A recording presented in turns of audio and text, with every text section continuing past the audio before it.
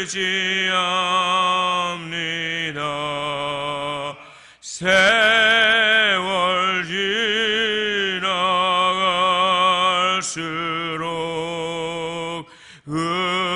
의지할 것뿐일세. 무슨 일을 당해도 예수 의지합니다. 성령께서 내 마음 밝히 비춰주시리.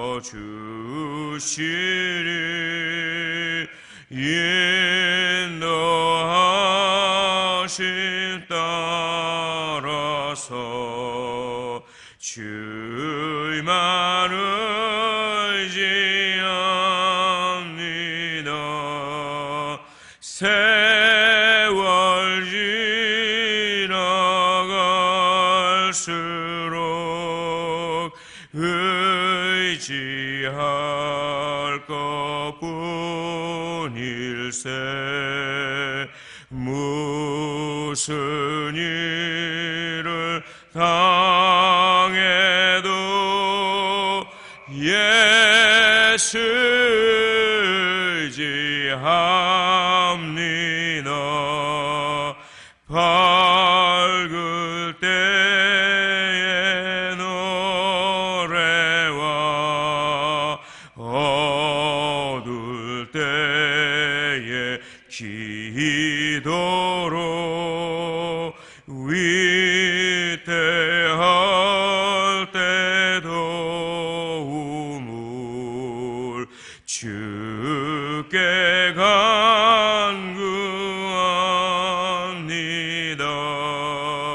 세월 지나갈수록 의지할 것뿐일세. 무슨 일을 당해도 예수 의지합니다. 생명 있을 동안에 예수 의지합니다. 천국 올라가도록 의지할 것뿐일세. 세월 지나갈수록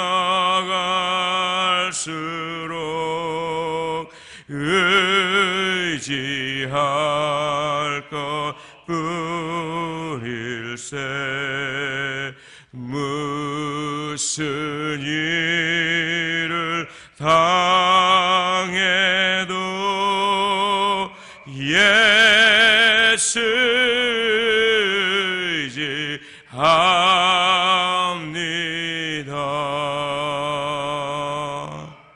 아멘.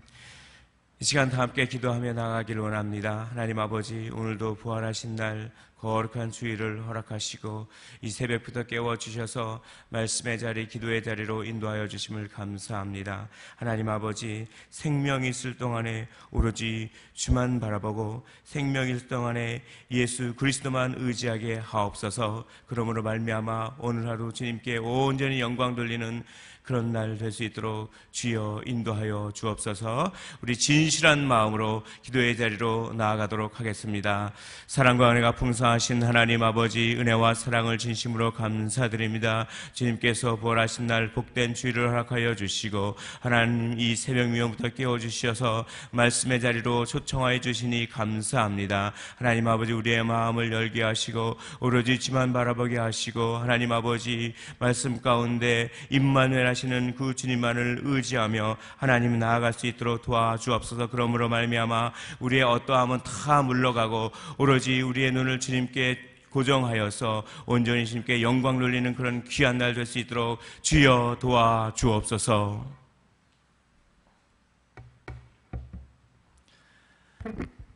하나님 아버지, 오늘도 주님께서 저희를 이 자리로 불러주시니 너무나도 감사드립니다.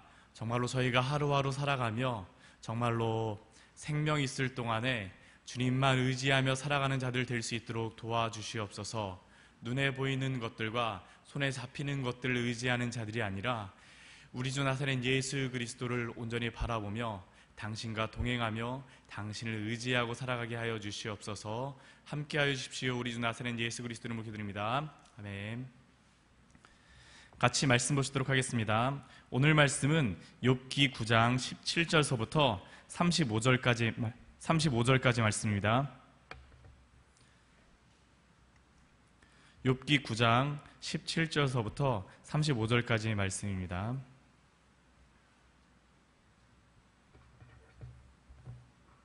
한 절씩 읽고 마지막 절은 같이 읽도록 하겠습니다. 그가 폭풍으로 나를 치시고 까닭없이 내 상처를 깊게 하시며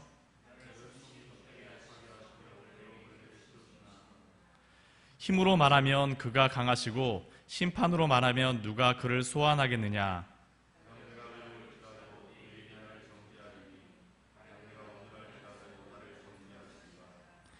나는 온전하다마는 내가 나를 돌아보지 아니하고 내 생명을 천히 여기는구나.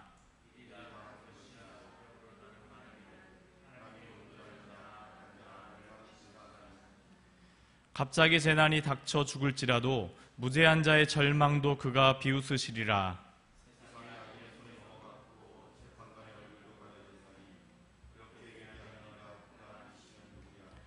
나의 날이 경주자보다 빨리 사라져버리니 복을 볼 수 없구나.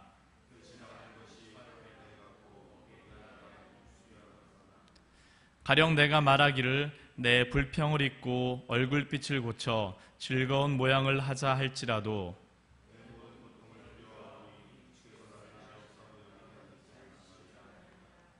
내가 정죄하심을 당할진대 어찌 헛되이 수고하리이까.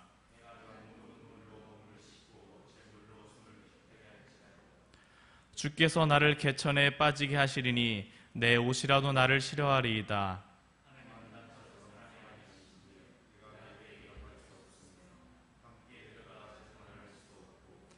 우리 사이에 손을 얹을 판결자도 없구나.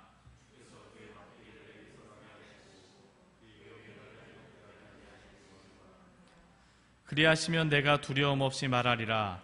나는 본래 그렇게 할 수 있는 자가 아니니라. 아멘.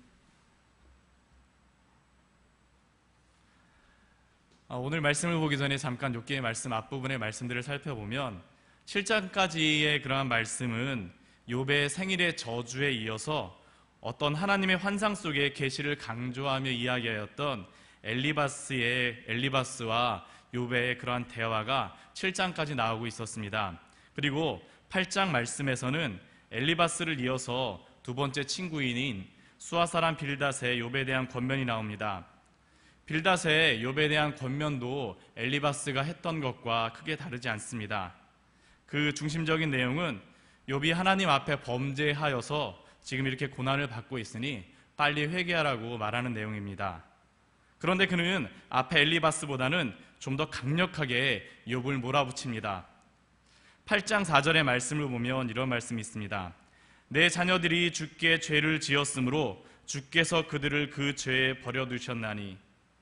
이 말이 무슨 말씀인가 하면 욥의 자녀들이 하나님 앞에 범죄하여서 죽었다라는 것입니다. 그리고 5절, 그리고 그들이 그들의 죄에 대한 죄값을 받았다는 내용이고, 그리고 5절에서 7절 말씀에 보면 또한 이렇게 이야기합니다.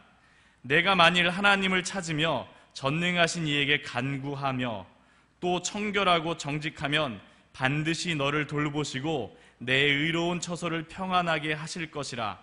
내 시작은 미약하였으나 내 나중은 심히 창대하리라.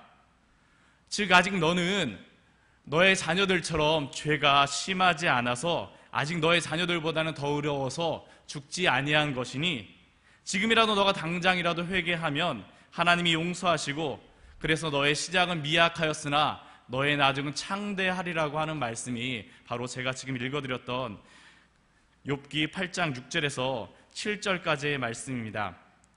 빌닷이 욥에게 한 이야기가 참 잔인한 내용입니다. 그렇죠? 그러나 이런 그의 권면은 그들의 세계관이었던 죄인이 죄를 지으면 벌을 받는다라고 하는 어떠한 기계적인 세계관의 그러한 인과응보적인 세계관에서는 당연한 결론입니다. 앞에 엘리바스의 부드러운 권면을 6장과 7장에서 받아들이지 않았던 그러한 욥의 그러한 행태를 볼 때 이러한 빌닷에게는 욥에게 이러한 충격적인 그러한 권면이 필요하다라고 판단했던 것 같습니다.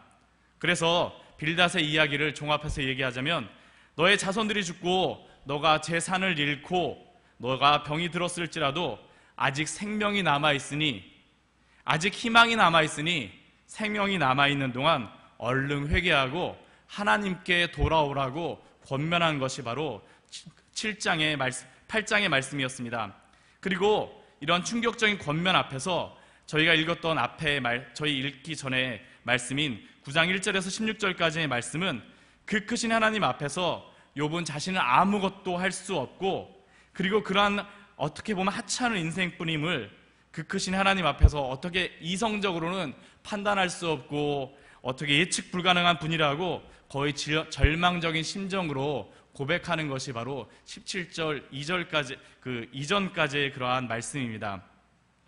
그리고 오늘 읽었던 욥기 9장 17절서부터 24절까지 해서 그 크신 하나님 앞에서 온전한 자나 악한 자나 아무 의미가 없다고 욥은 또한 권면하고 있습니다. 절망적으로 이야기하고 있습니다. 즉 자신이 온전함에도 하나님 앞에서는 동일하게 고난을 받고 있다라고 이야기하고 있는 것입니다. 17절 말씀입니다. 그가 폭풍으로 나를 치시고 까닭없이 내 상처를 깊게 하시며 20절 후반절 말씀에 이런 말씀이 있습니다. 가령 내가 온전할지라도 나를 정죄하시리라.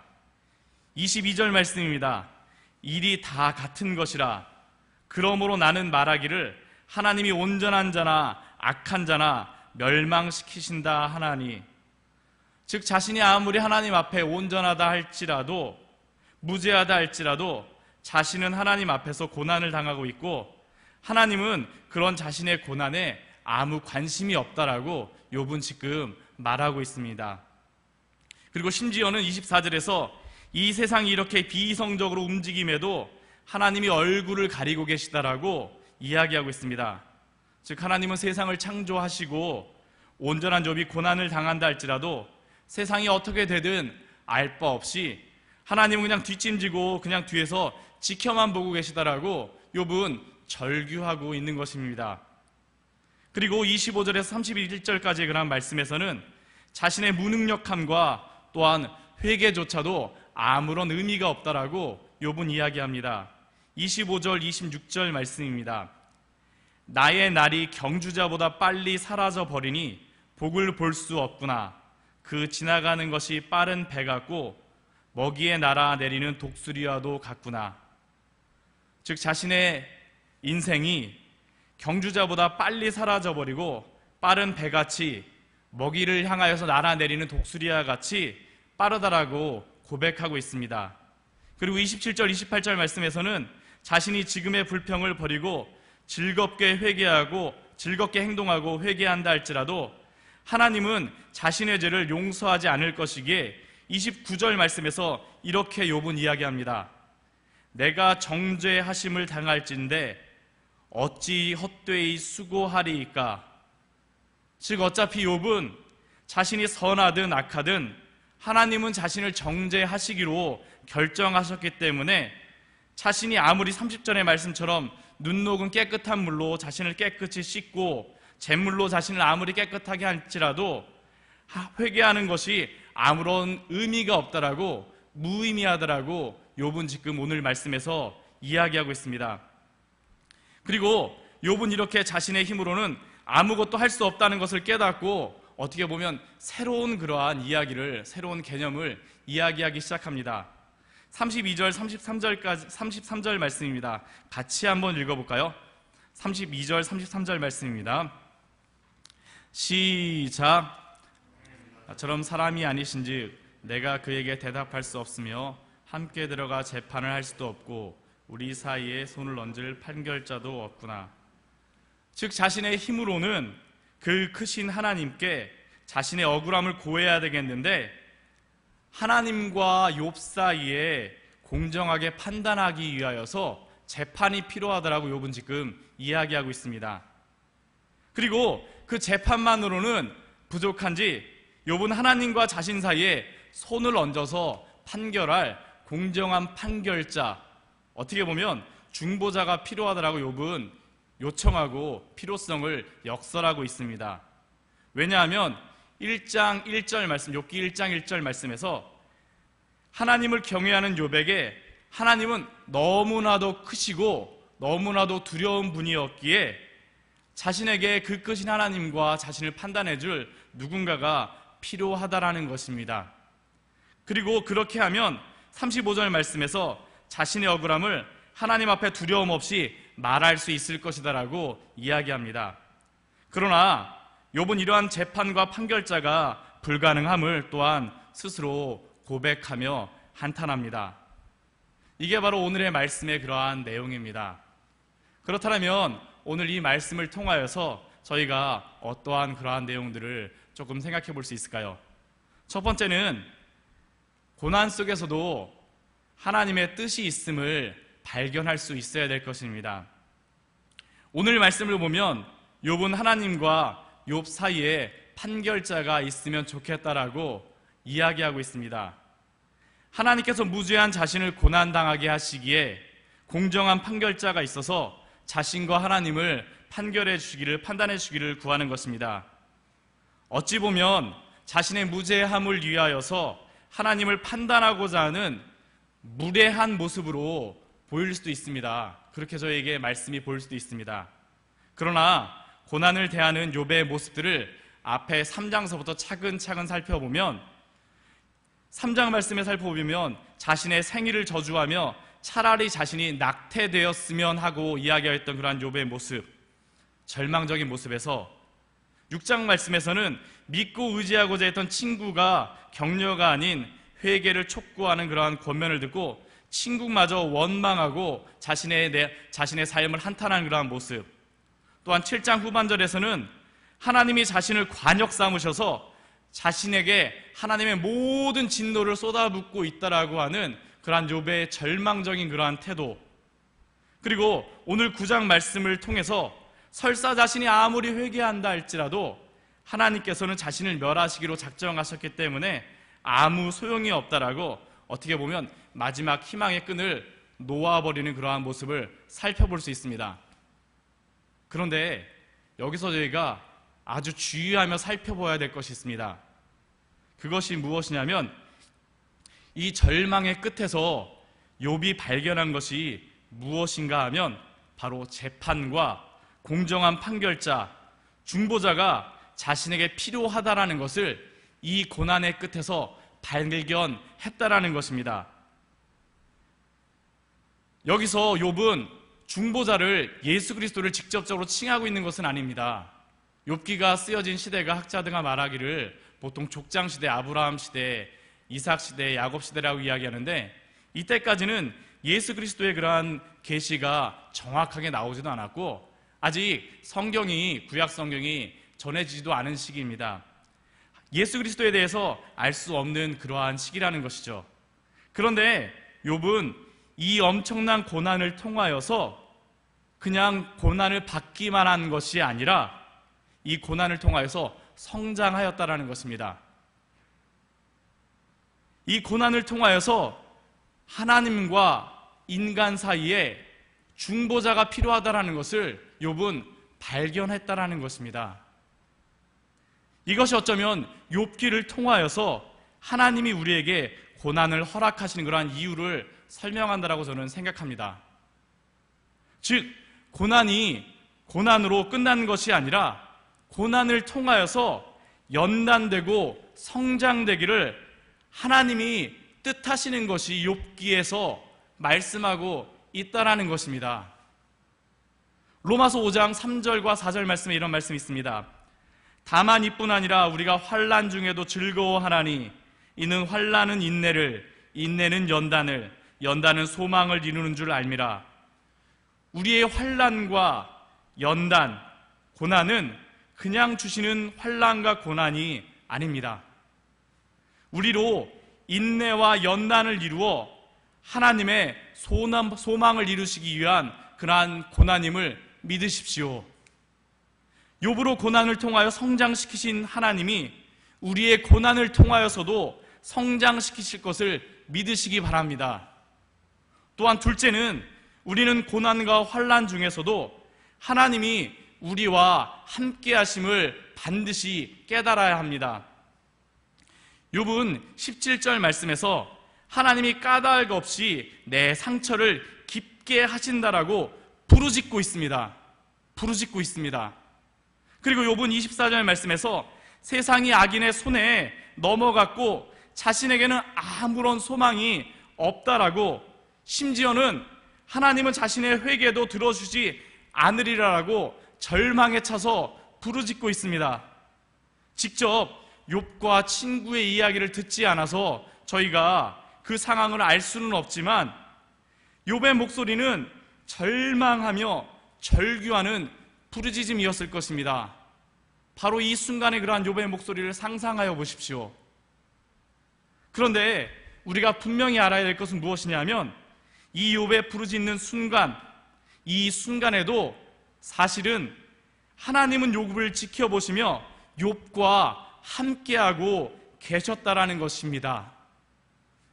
사탄이 세상을 돌아다니고 왔을 때 하나님은 욥기 1장 8절에서 이렇게 사탄에게 말씀하십니다. 내가 내 종 욥을 주의하여 보았느냐? 그리고 사탄이 욥을 시험하고 왔을 때, 1차로 시험하고 왔을 때 다시 한번 2장 3절 말씀에서 이렇게 말씀하십니다. 내가 내 종 욥을 주의하여 보았느냐?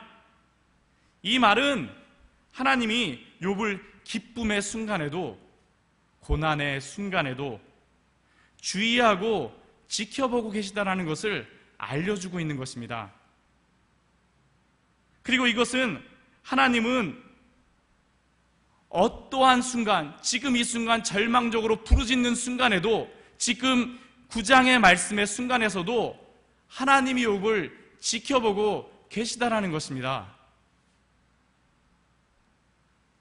그렇다면 그 지켜보시는 하나님이 왜 침묵하고 계실까요?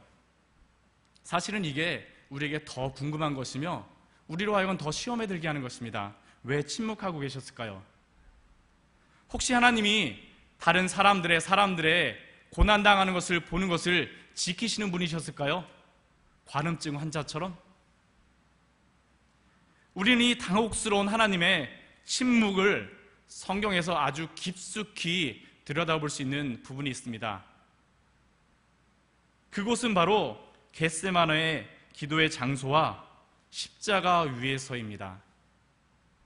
하나님은 자신의 하나밖에 없는 독생자 예수 그리스도를 할 수만 있으면 이 잔을 내게서 지나가게 하여 주옵소서 라는 땀이 핏방울이 되는 것과 같은 그러한 기도에 침묵하셨습니다.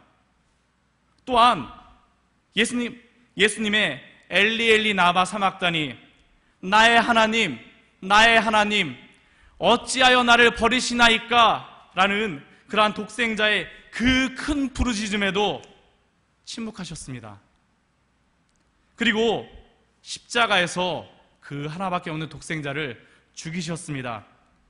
아니, 제2이신 하나님 자신을 십자가 위에서 죽이셨습니다.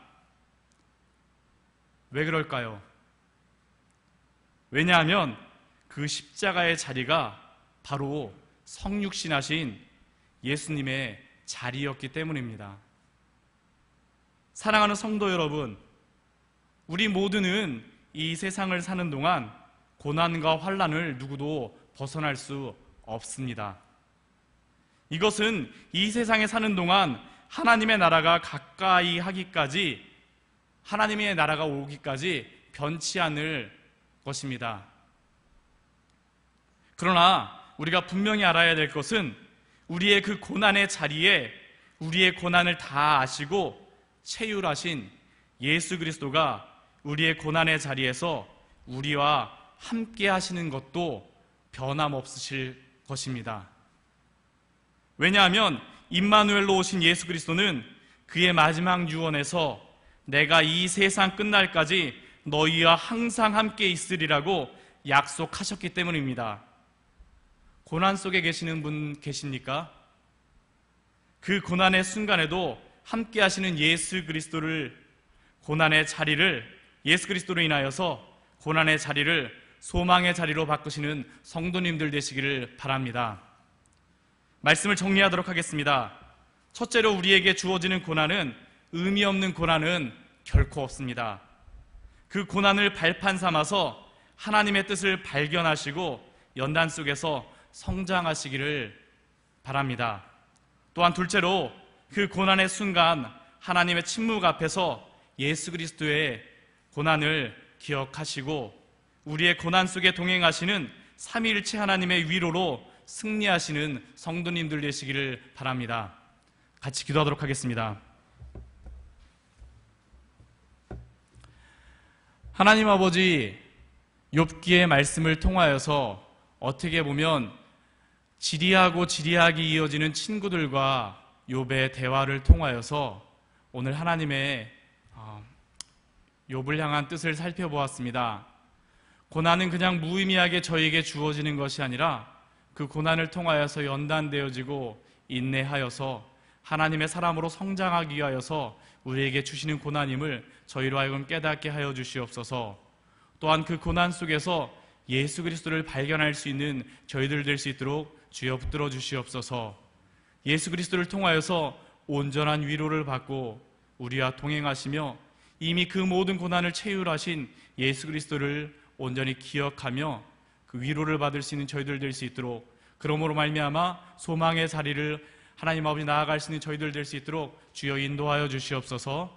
우리 나사렛 예수 그리스도 이름으로 기도드립니다. 아멘.